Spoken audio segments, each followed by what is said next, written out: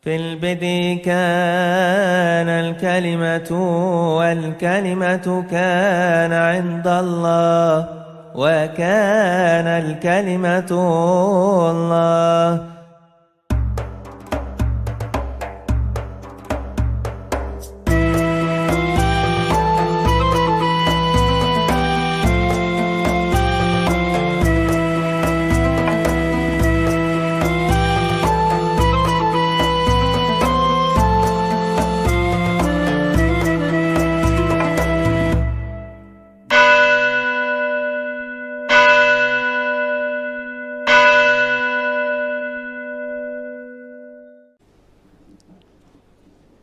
Saudara-saudara yang terkasih di dalam Kristus, kisah mengenai orang Samaria ini yang di dalam kitab suci muncul dalam beberapa bagian. Yang pertama, kisah yang kita baca dari Injil Lukas pasal 9 ayat 51 sampai dengan 56, juga mengenai perempuan Samaria yang sudah dibaca ayat-ayatnya, khususnya Yohanes pasal 4, dan juga tentang orang Samaria yang baik hati. Nah, saudara-saudara, siapakah sebenarnya orang Samaria itu? Dan mengapa ada perseteruan yang begitu keras antara umat Yahudi dan umat Samaria? Saudara-saudara yang terkasih dalam Tuhan, sebenarnya baik orang Samaria maupun orang Yahudi itu adalah bagian tak terpisahkan dari bangsa Israel.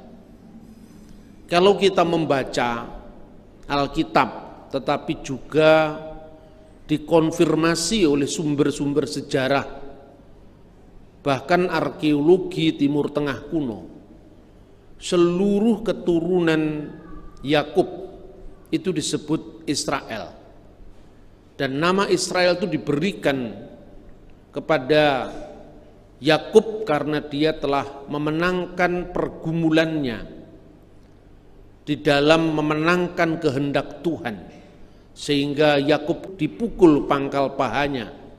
Dan sampai hari ini baik orang Samaria maupun orang Yahudi tidak memakan daging di pangkal paha.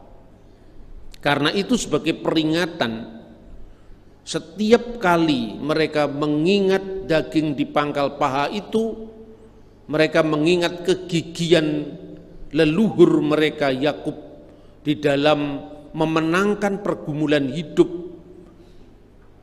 menghadapi persoalan-persoalan, dan Allah berkenan untuk itu, sehingga namanya disebut Israel. Ada prasasti tertua yang ditemukan dalam arkeologi, itu prasasti Fir'aun Meren Petah yang berasal dari tahun 1205 sebelum Masehi. Prasasti ini sekarang disimpan di Museum Nasional Mesir di Kairo.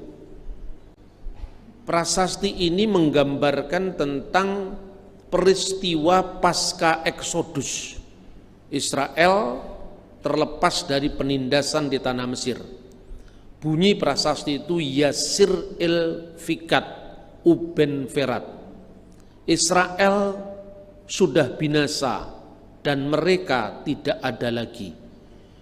Itu menceritakan klaim orang Mesir yang telah mengusir orang Israel keluar dari negeri mereka. Dan kata Yasir-il ini adalah dialek bahasa Mesir kuno yang artinya Israel.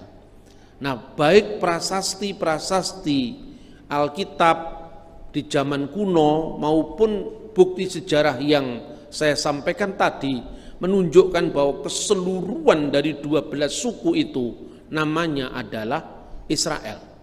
Kapan disebut Yahudi? Dari 12 suku itu ada salah satu suku yang menonjol, namanya suku Yehuda. Dan pada saat bangsa Israel menjalani kehidupan mereka dari abad ke abad, setelah Eksodus di zaman Nabi Musa, kemudian di zamannya Yosua, setelah Yosua di zamannya hakim-hakim, setelah di zamannya hakim-hakim adalah monarki Israel, kerajaan Israel, bahkan kemaharajaan Israel di bawah Raja Saul, Raja Daud, dan Raja Salomo.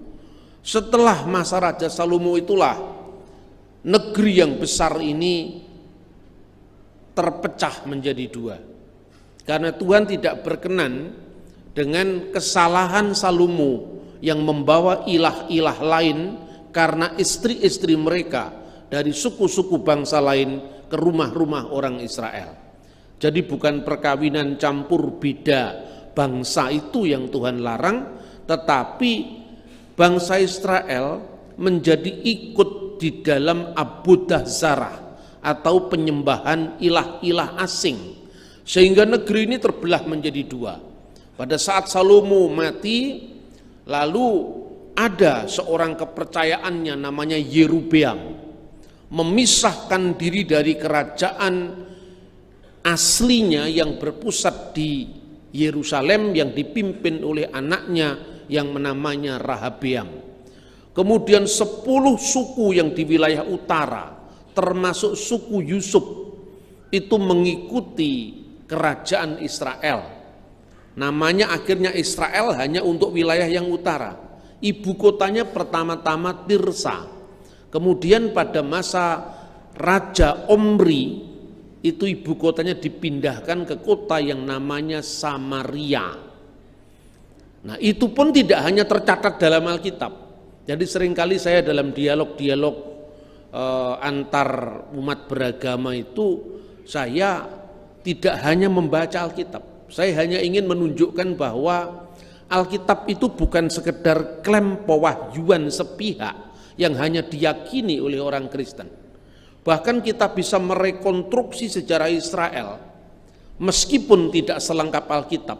Itu jejak-jejak historisnya bisa ditemukan.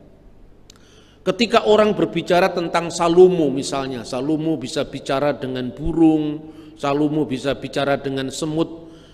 Alkitab menunjukkan fakta bahwa kalender di zaman Salomo pun ditemukan. Itulah yang disebut kalender Geser. Ketika kemudian kerajaan Israel terbelah menjadi dua, kelompok utara ini yang diikuti oleh mayoritas suku Israel itu ingin menegaskan perbedaan mereka dengan induknya yang hanya diikuti oleh dua suku, yaitu suku Yehuda dan Benyamin. Maka di kemudian hari yang di sebelah selatan itu disebut kerajaan Yehuda, orangnya disebut orang-orang Yehudim. Sementara yang di wilayah utara kadang-kadang disebut sebagai suku Yusuf. Meskipun bukan hanya Yusuf yang mengikuti, tapi kelompok Yusuf ini mengikuti suku-suku yang di sebelah utara. Makanya di bagian-bagian Alkitab yang lain, kelompok Samaria itu sering disebut Bet Yosef.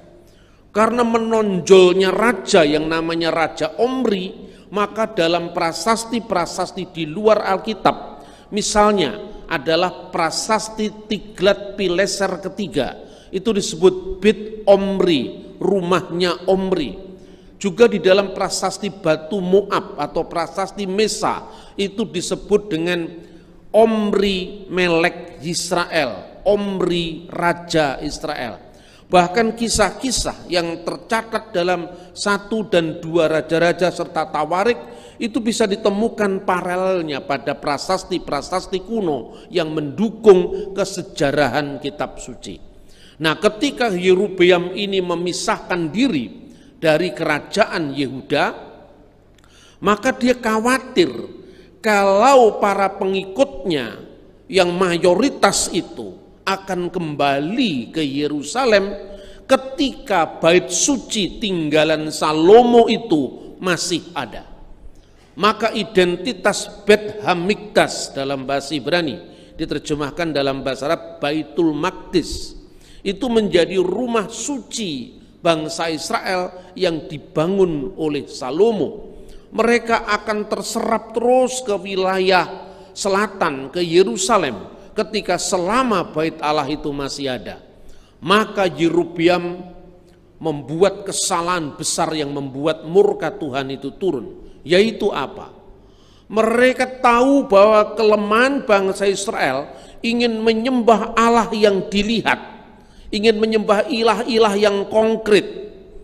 Maka dia tahu bahwa dulu orang Israel bahkan ketika di bawah Musa dan Harun pun, ketika Musa mendapatkan Asyeret Hadivarim, 10 perintah Tuhan, Harun dengan para orang-orang Israel yang mengingatkan kembali peristiwa Mesir yang biasa di Memphis, salah satu kota Mesir kuno, mereka itu menyembah apa yang dikenal dengan dewa Hapi atau Apis. Dan dewa Apis ini adalah anak dari Dewi Hathor yang berbentuk lembu. Makanya ada penyembahan anak lembu emas, bukan lembu emas, karena yang disembah itu bukan Hathor, tapi yang disembah itu Hapi atau Apis. Itulah disebut penyembahan anak lembu emas. Teringat akan Israel yang tergila-gila dengan Tuhan yang konkret itulah, maka Yerobeam juga mendirikan penyembahan baru, yaitu penyembahan anak lembu. Tak tanggung-tanggung, tidak hanya satu, ada 2 yang di sebelah utara dan di sebelah selatan, yaitu kota Dan, wilayah suku Dan, dan Bet-El. Disitulah kemudian muncul penyembahan baru yang mengingatkan kembali kepada peristiwa lama itu. Dan di dalam Alkitab dijelaskan Tuhan Allah Israel disembah bersama Dewi Asyera. Makanya lembunya bukan laki-laki, tapi lembunya perempuan. Ya, lembu emasnya perempuan, karena apa? Dicampur dengan penyembahan berhala yang adalah perempuan. Itulah yang disebut anak sapi betina. Jadi sapi betinanya tidak terjadi pada zaman Harun, tapi terjadi di Samaria ketika terjadi penyembahan ulang terhadap apa yang dikenal di wilayah padang gurun dulu. Jadi Al-Baqarah itu terjadinya tidak di zaman Harun, tapi di zaman Samaria. Ini clear ya, karena sejarah. Ini kalau sejarah itu harus ada dokumennya, bukan hanya karena Anda menerima wangsit pada malam Jumat Legi kemudian membatalkan sejarah. Tidak bisa seperti itu. Nah, makanya pada perkembangan terakhir saya dalam mengajar, saya selalu menunjukkan data-data historis. Karena kalau sudah ngomong tentang wahyu, kabeh wong juga percaya. Bagi yang percaya wahyu, bagi sing ora percaya wahyu Suhendro. Kan itu kan? Jadi klaim teologis itu tidak bisa membatalkan sejarah. Kalau sejarah itu kan bisa diuji keakuratannya. Itulah pada masa Samaria ini. Kemudian raja berganti, raja, mereka ingin mengulangi kebesaran Salomo, tetapi selalu gagal, sampai pada akhirnya tahun 722 sebelum Masehi, kerajaan utara ini jatuh ke tangan Asyur. Nah, pada saat jatuh ke tangan Asyur itu, untuk mengurangi potensi revolusioner pemberontakan bangsa Israel Utara, maka didatanglah suku-suku dari Babel, Awa, Sefarwaim, ada 5 suku. Babel, Awa, Kuta, Sefarwaim dicampur dengan orang-orang Israel. Supaya kalau mereka sudah campur baur dengan bangsa lain, mereka tidak ada potensi memberontak karena tidak dinyalakan lagi nasionalisme atau patriotisme bangsa itu. Nah, itu terjadi di Israel Utara. Yang di wilayah Yehuda bertahan lebih lama karena dosanya tidak terlalu banyak dibanding dengan yang di wilayah utara tadi. Maka kelompok yang di selatan itu Tuhan izinkan bertahan sebagai sebuah kerajaan sampai tahun 586 sebelum Masehi, akhirnya dibuang ke Babel. Nah, dibuang ke Babel tidak terlalu lama, hanya sekitar 50 tahun. tahun 537 atas sebuah dekret dari seorang yang namanya Raja Kores Agung. Ini pun juga tidak hanya dicatat dalam Alkitab. Anda bisa membaca prasastinya, namanya Prasasti Slinder Kores Agung. Dalam prasasti itu disebutkan bangsa-bangsa yang dulu ditawan oleh Babel dikembalikan ke negeri mereka masing-masing dan mereka diizinkan untuk membangun bait suci bagi dewa mereka masing-masing. Karena dekret Kores Agung itu kemudian bangsa Yehuda kembali ke Yerusalem dan mulai membangun bait suci yang dulu dihancurkan oleh Nebukadnezar. Ketika bait suci itu dalam proyek pembangunan, orang-orang yang di utara itu ingat sejarah mereka. Dulu kita punya nenek moyang yang sama, lalu mereka pergi ke Yerusalem mau gabung. Setelah mau gabung, begitu diketahui bahwa orang ini sudah kawin-mawin dengan 5 suku, maka ditolaklah mereka bergabung dalam pembangunan bait suci yang kedua. Itulah yang menurut orang Yahudi nantinya menjadi orang-orang Samaria. Jadi suku-suku yang telah kawin campur dengan 5 bangsa tadi ditolak dalam pembangunan bait suci di Yerusalem. Marahlah mereka, lalu mereka membangun bait suci tandingan di Gunung Gerizim. Bukan hanya partai yang ada tandingannya, bait suci pun ada tandingan. Mereka membangun di Gerizim. Itulah yang menjadi konteks kenapa Yesus berdialog dengan perempuan Samaria. Sejak saat itu antara Samaria dan Yahudi ini saling bermusuhan. Bagi orang Yahudi itulah sejarah mereka. Orang Samaria adalah orang-orang yang mengkhianati Tuhan Israel, sehingga mereka menikah dengan wanita-wanita bangsa lain yang membawa ilah-ilah mereka ke rumah-rumah orang Israel. Makanya disebut Samaria itu karena ketika Raja Omri membeli suatu gunung dari milik seorang yang bernama Semer, maka tempatnya disebut Samaria.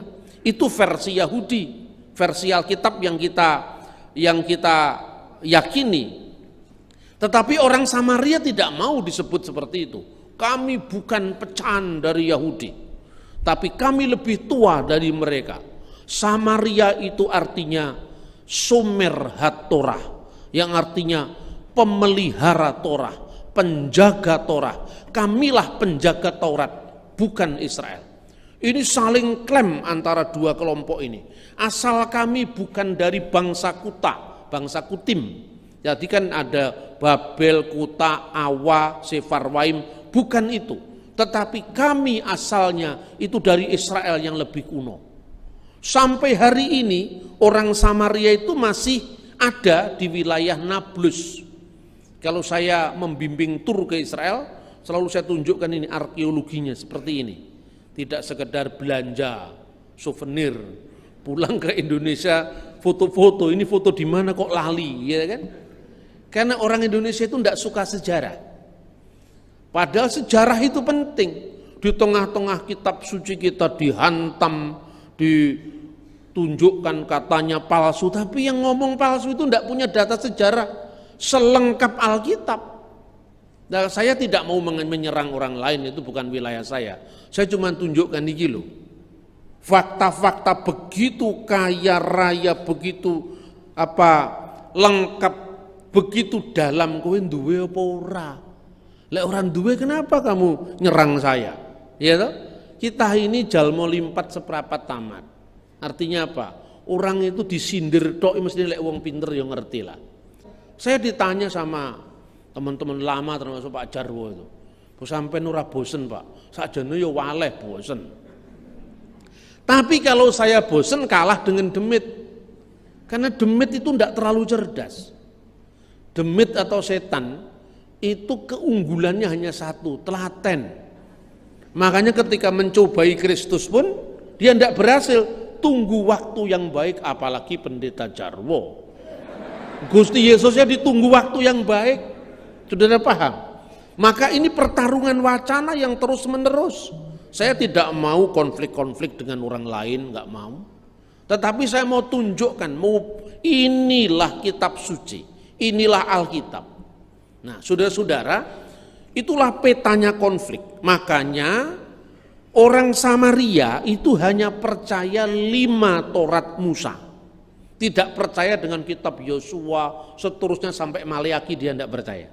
Hanya 5 Taurat Musa, yaitu Kejadian, Sefer Bereshit, kemudian Keluaran, Sefer Elishemot, kemudian Bamidbar, kemudian Wayikra, dan kemudian Elehadivarim, yaitu imamat bilangan ulangan. Hanya itu yang percaya. Tapi kalau Anda membaca Wikipedia pasti lain kesimpulannya. Ada 6.000 perbedaan antara Taurat Yahudi dan Taurat Samaria. Karena yang nulis mungkin juga nggak terlalu paham. Karena Wikipedia itu kayak ensiklopedia tanpa nama kan itu. Siapapun bisa memasukkan. Mana yang 6.000 itu? Tidak ada seperti itu. Jadi gini ceritanya. Kitab Ulangan itu terakhirnya sampai di mana? Sampai Musa melihat tanah perjanjian tapi belum masuk kan? Lah kalau orang Samaria hanya percaya kitab Ulangan kan nggak sampai masuk ke tanah perjanjian. Maka sebagian besar dari teks-teks yang ada di kitab Yosua itu dimasukkan ke pasal-pasal terakhir Ulangan. Sebab kalau tidak memasukkan informasi dari Yosua, mereka tidak sampai ke tanah perjanjian. Tapi mereka menolak Yerusalem. Maka semua yang berbunyi Yerusalem dihapus sama dia. Karena apa? Karena ditolak dalam pembangunan bait suci Yerusalem. Dan dia membangun bait suci di bukit yang namanya Bukit Gerisim. Makanya dendam kesumat itu luar biasa antara dua bangsa ini. Yesuslah datang sebagai seorang yang merekonsiliasi dendam kesumat antara dua bangsa itu.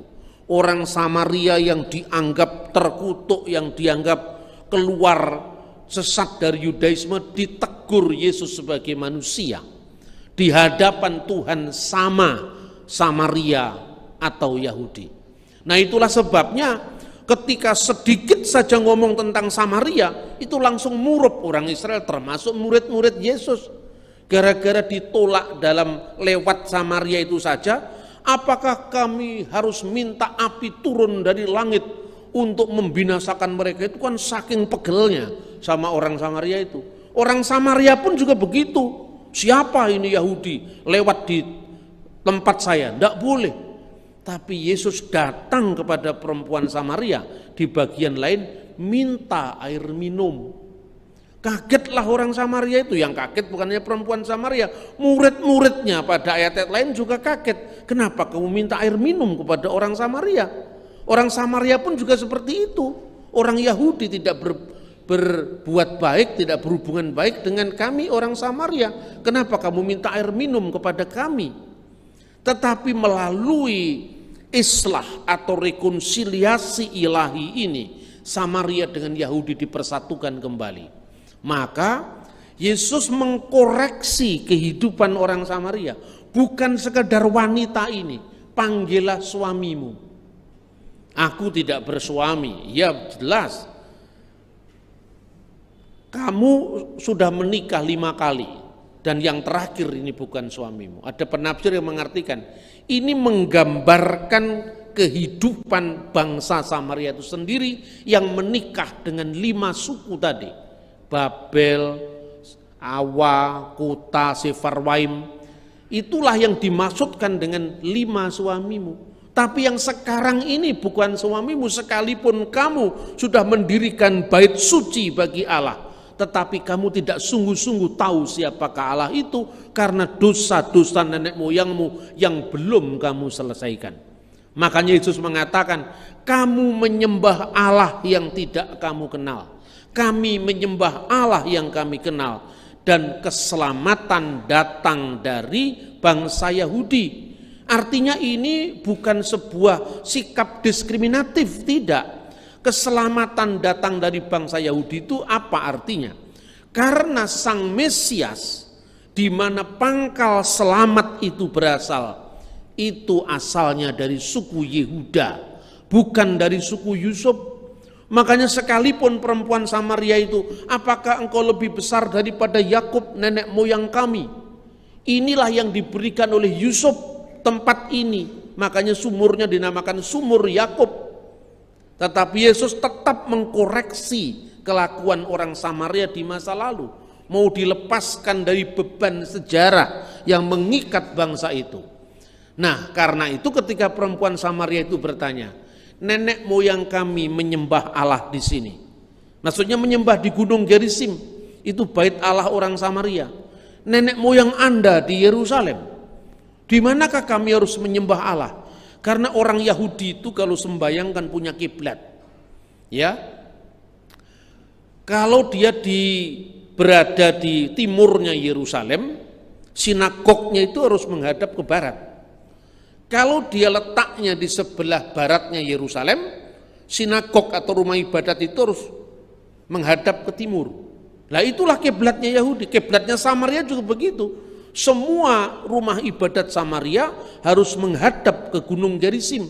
Lalu Yesus mengatakan, akan tiba saatnya, dan kini sudah tiba saatnya, kamu tidak menyembah Tuhan di bukit ini, di tempat ini, di Gerizim, tidak pula di Yerusalem. Toh nanti akhirnya Yerusalem kan dihancurkan oleh Roma kan, Bet Hamikdas itu.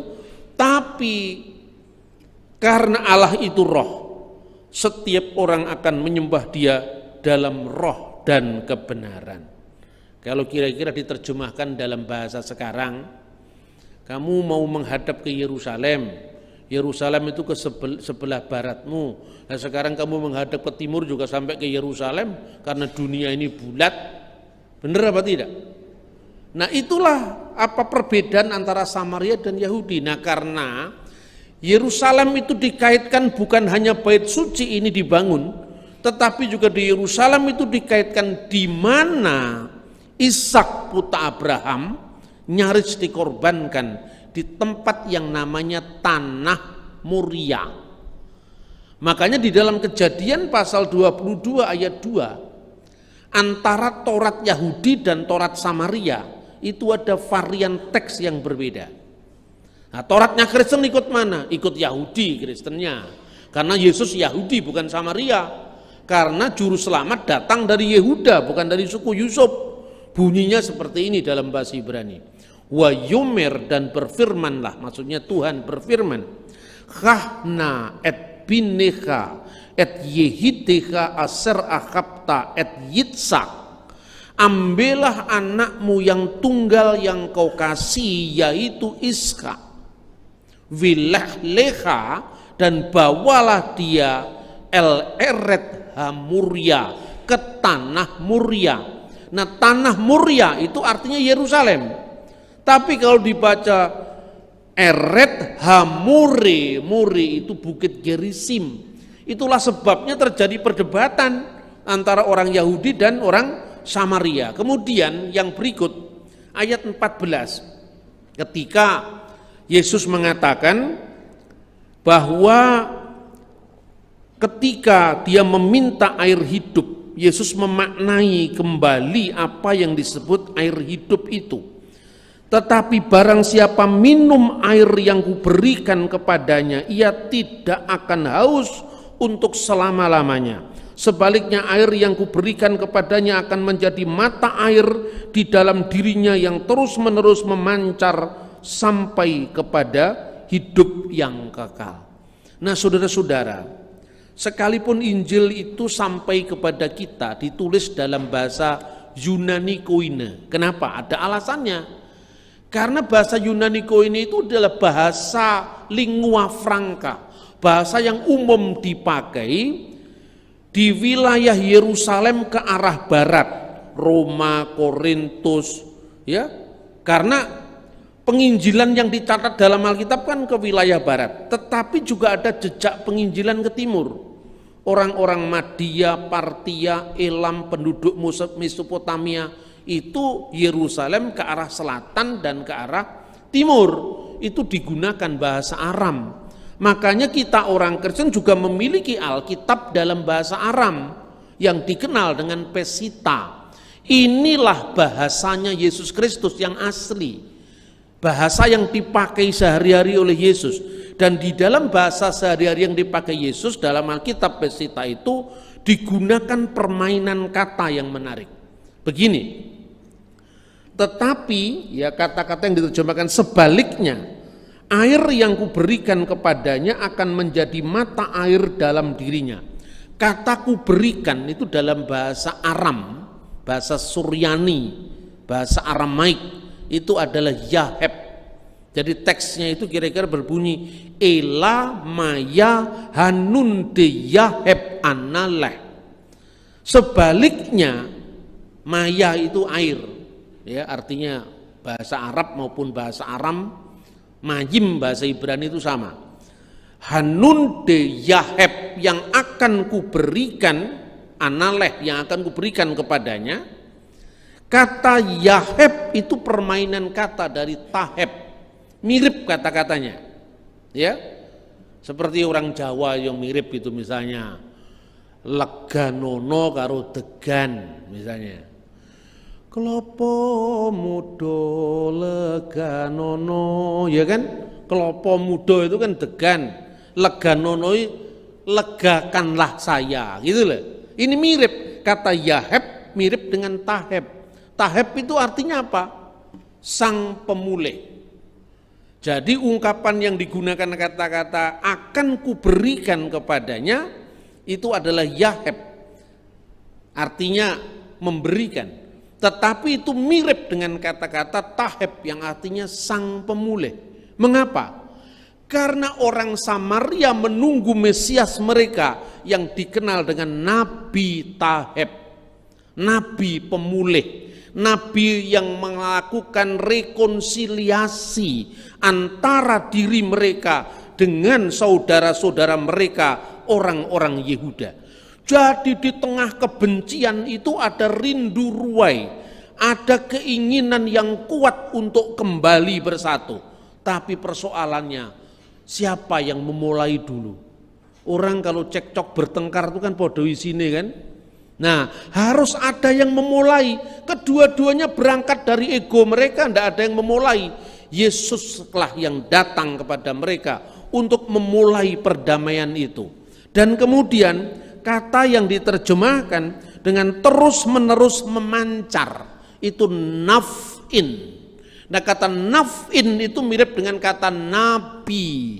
Maka diungkapkan Ela maya hanun de Yaheb analah nehwun behmina de maya de naf'in lehaye de la olam.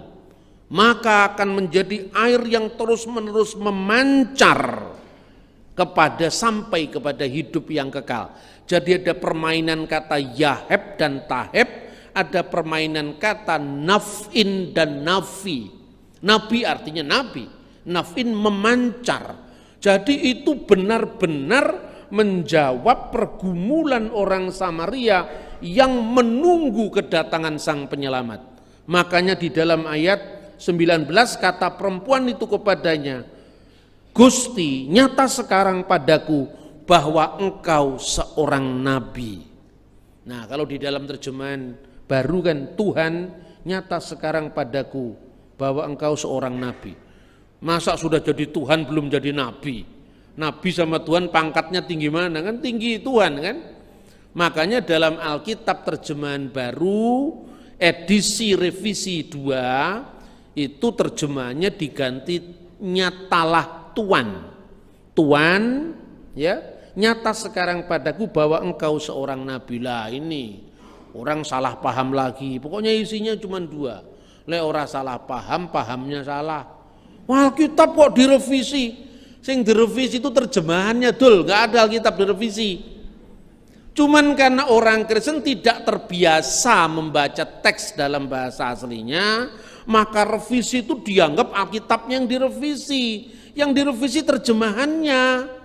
Nah, kalau dikatakan dituduh revisi karena perbedaan terjemahan sejak dulu, Kitab apapun juga mesti ada revisi, karena apa?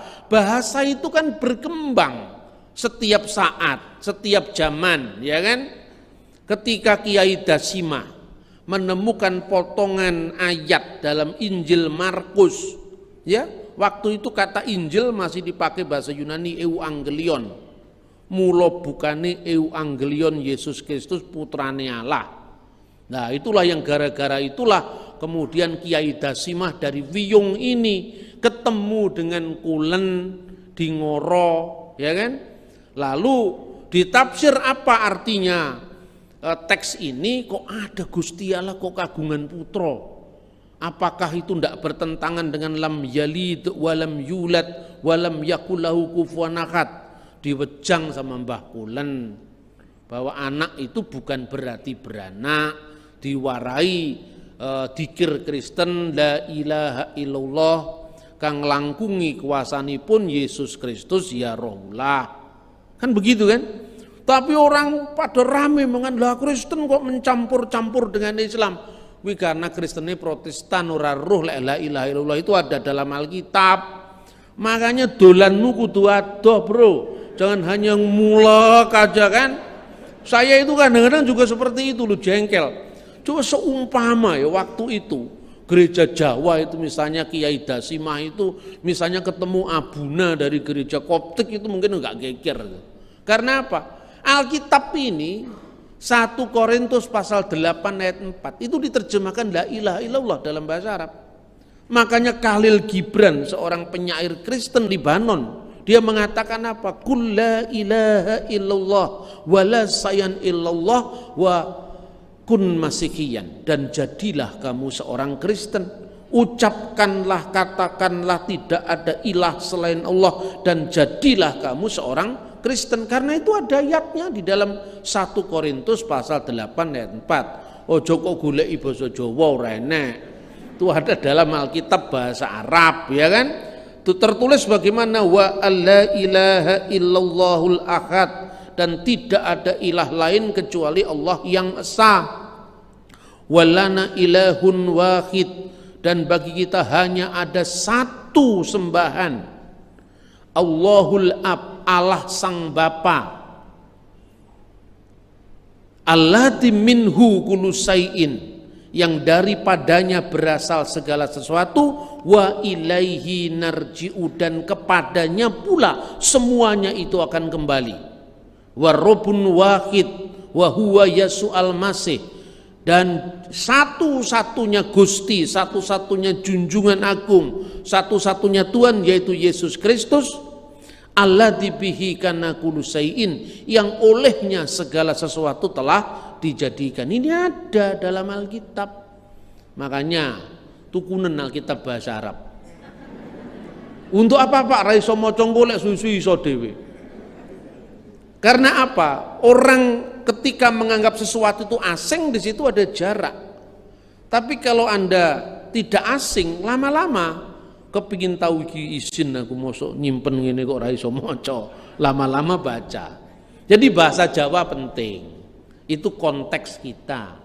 Tapi bahasa asli kitab suci juga penting, karena itu teks kita gitu loh, antara teks dan konteks itu harus jalan. Terakhir, harapan Nabi yang seperti apa yang ditunggu-tunggu oleh orang Samaria? Tadi saya katakan, karena satu-satunya kitab yang mereka baca hanya kitab Taurat. Nah, sementara Mesias itu ya imam, ya nabi, ya raja. Karena dia tidak baca Mazmur, di situ ada engkau adalah imam untuk selama-lamanya menurut peraturan Melkisedek. Lah ini Yesus adalah imam besar perjanjian baru, itulah Mesias. Duduklah di sebelah kananku, kok bayang nenek kursi loro. Duduk di sebelah kananku itu artinya apa? Ruangan Maha Kudus, ya, ruangan kudus dan halaman. Di sebelah kanan ruangan Maha Kudus itu ada istana Daud. Jadi Raja Mesias yang akan datang itu adalah raja yang kekal, di mana tahtanya kekal tak berkesudahan. Itulah artinya duduk di sebelah kanan Allah. Orang tanya ke saya, Loh berarti waktu Yesus naik ke surga, kenapa Stefanus melihat di sebelah kanan Allah? Wih tak ceritani, kalau orang ketemu dengan Presiden Jokowi, terus Anda ternyata tidak ketemu langsung dengan beliau, ketemu dengan sekretarisnya, sekretaris Presiden. Ditanya wartawan, Pak sudah ketemu sama Presiden? Ya, kami ditemui oleh tangan kanannya Pak Jokowi. Apa ya tangan kanan itu cepot terus kelawer-kelawer? Kan ya ndak begitu. Karena orang Indonesia tahu tangan kanan itu hanya orang kepercayaan, tidak perlu dikasih keterangan. Begitu juga duduk di sebelah kanan Allah, karena yang ngomong ini orang Israel semua orang tahulah. Neum Hashem laduni, berfirmanlah Tuhan kepada Tuanku, Seflimini, duduklah kamu di sebelah kananku. Artinya apa? Tuhan berfirman dari ruangan Maha Kudus, karena tempat sekinah Tuhan, sebelah kanannya itu adalah istana Daud. Kalau begini harus clear itu katekisasi itu. Dulu yang namanya Kiai Dasimah itu memerlukan waktu jalan kaki itu ke Ngoro. Itu kira-kira 25 sampai 30 jam.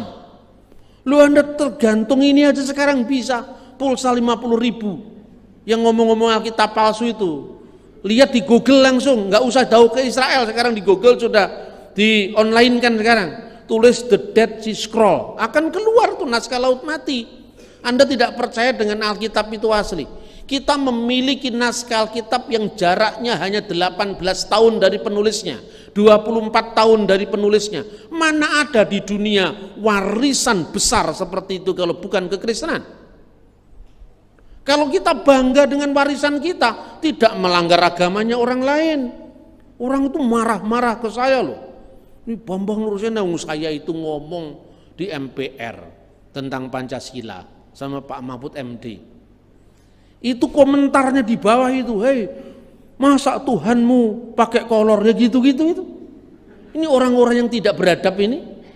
Saya tidak sedang ngomong agama, tapi dimanapun saya muncul ngomong kebangsaan, jurusannya, hei Bambang Nurusena, kenapa Tuhanmu tiga ya gitu. Jadi nggak bisa dipisahkan di mana saya ngomong tentang kebangsaan, saya ngomong Pancasila, saya ngomong tentang agama, nggak dipisahkan. Karena apa? Melekat pada diri saya, tapi nggak ngurus saya. Kalau misalnya saya politikus, harus memperjuangkan konstituen saya, mungkin saya mikir, wah aku orang mikir. Ini penting untuk kita, kemandirian sikap teologis kita di tengah-tengah tantangan zaman. Nah saudara-saudara, karena satu-satunya harapan orang Samaria itu hanya Taurat, maka satu-satunya teks yang bicara tentang tokoh yang dinantikan setelah mereka itu hanya satu-satunya Ulangan pasal 18 ayat 15 sampai ayat 20, di mana ayatnya berbunyi, Nabi miherbika me'ahika kamoni yakim adunai elohika alaftismaun. Nabi di tengah-tengahmu, artinya bukan di luar Israel. Yang disebut Israel itu bukan Ishak tapi Yakub. Kalau yang disebut Israel itu Ishak bisa Ismail, itu tidak ada kaitannya dengan Ismail. Ngono ya ora roh. Ya kan susah kita ini. Itu ayat yang gampang sekali. Di tengah-tengahmu tuh di tengah-tengah Bani Israel. Karena yang disebut Israel itu Yakub, bukan Ishak. Kemudian di antara saudaramu, mi'aheka. Lah saudaranya Israel itu kan ada 12 itu, anak-anaknya itu. Musa lahir dari suku Lewi, Harun dari suku Lewi. Maka nabi yang diharap-harapkan itu harus dari saudara Lewi. Karena orang Samaria benci sama orang Yahudi, dia lupa ada ayat bahwa tongkat kerajaan tidak beranjak dari Yehuda, itu enggak diwoco karo DE. Pokoknya nenek moyangku harus hebat. Makanya dia mengharapkan Mesias itu lahir dari suku Yusuf. Tapi itu akan menutup segala pandangan mereka tentang kebaikan yang berasal dari Yahudi. Yesus tidak kompromi soal itu.